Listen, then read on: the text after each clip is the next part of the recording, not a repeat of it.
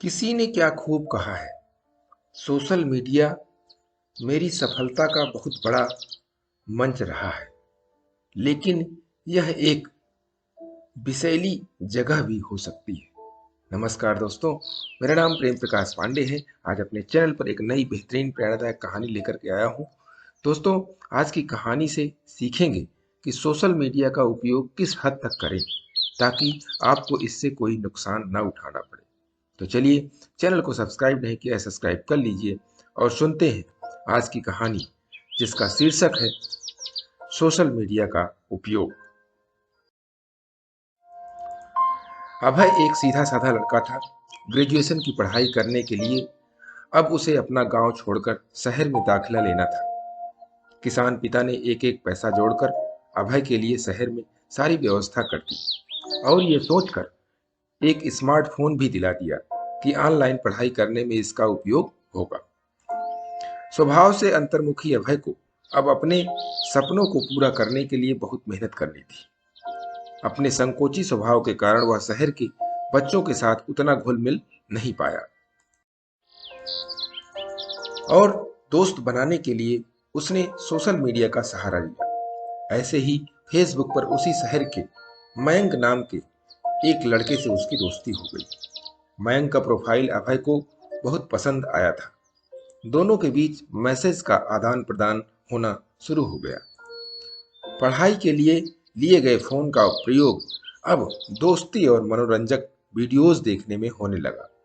यहाँ तक कि क्लास करते हुए भी अभय का ध्यान मोबाइल स्क्रीन पर ही लगा रहता। मयंक और अभय की दोस्ती भी गहरी होती गई, यहाँ तक कि मयंक कई बार उसका फोन भी रिचार्ज करा देता। देखते देखते उनकी फ्रेंडशिप को 2-3 महीने बीत गए, पर अभी भी उनकी एक बार भी मुलाकात नहीं हुई थी। फिर एक दिन मयंक ने अभय को एक जगह बुलाने के लिए कॉल की। यार, एक बहुत अच्छी अपॉर्चुनिटी है, तू सुबह 10 बजे व्हाट्सएप किए गए पते पर आ जा। अब पढ़ाई के साथ साथ तू हर महीने 5,000 रुपए भी कमा सकता है और इसी बहाने हम दोनों पहली बार फेस टू फेस मिल भी लेंगे। अभय उसकी खुशी का ठिकाना नहीं था। दोस्त से मिलने की खुशी और पैसा कमाने का अवसर मिलने की बात से वो फूला नहीं समा रहा था। अगले दिन वह सुबह जल्दी उठा और तैयार होकर मयंक के दिए पते की ओर बढ़ गया। वो जगह शहर से कुछ दूर थी, इसीलिए अभय उधर जा रही एक बस पर सवार हो गया। 1 घंटे के सफर के बाद आखिरकार वो पूछते पाछते दिए हुए पते पर पहुंचा। अभी वह दरवाजा खटखटाता कि इससे पहले एक कार उसके पास आकर रुकी।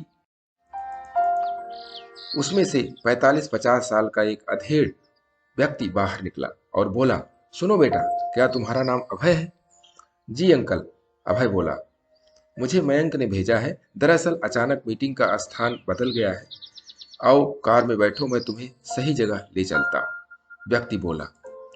अभय फौरन कार में बैठ गया और वे आगे बढ़ गए। व्यक्ति ने अभय की केयर करते हुए उसे पीने के लिए फ्रूटी दी।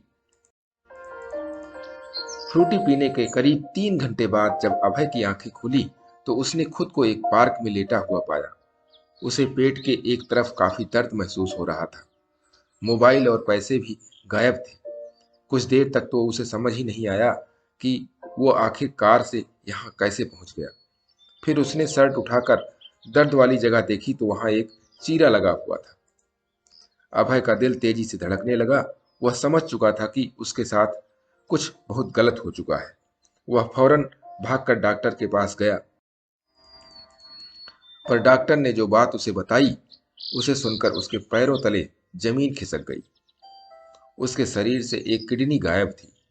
अब उसको काटो तो खून नहीं वाली हालत हो गई। सोचने लगा, क्या सपने लेकर गांव से शहर आया था, अब अपने पिताजी को क्या जवाब देगा। वह भागा भागा पुलिस के थाने पहुंचा। वहां जाकर तो उसके सामने डिजिटल दुनिया की सारी सच्चाई सामने आ गई। यह जो फेसबुक पर मयंक का प्रोफाइल था, वह कोई युवा नहीं बल्कि वही अधेड़ व्यक्ति था जिसने उसे कार में बैठाया था। उसे मयंक ने भेजा है। दरअसल अचानक मीटिंग का स्थान बदल गया है। आओ कार में बैठो, मैं तुम्हें सही जगह ले चलता हूँ, व्यक्ति बोला।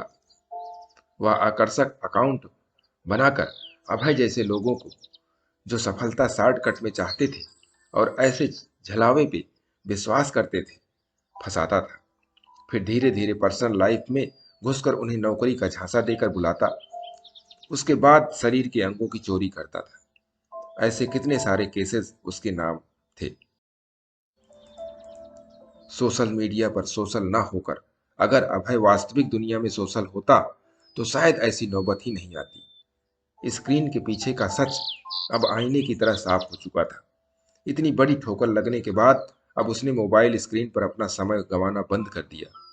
वास्तविक और आभासी दुनिया के बीच का फर्क अब उसकी समझ में आ चुका था, पर बहुत कुछ खोने के बाद।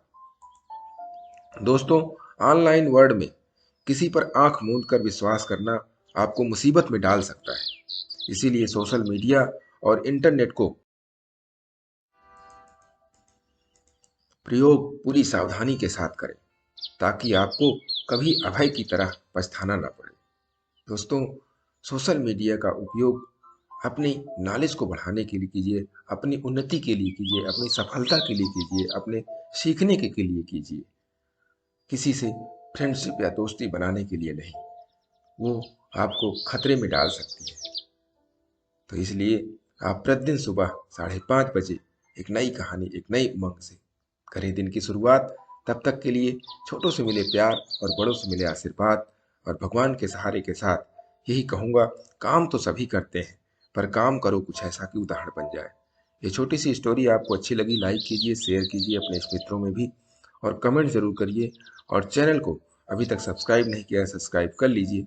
और नई नई बेहतरीन मोटिवेशनल स्टोरी आपको मिलती रहे, इसके लिए प्रेस बेल आइकन।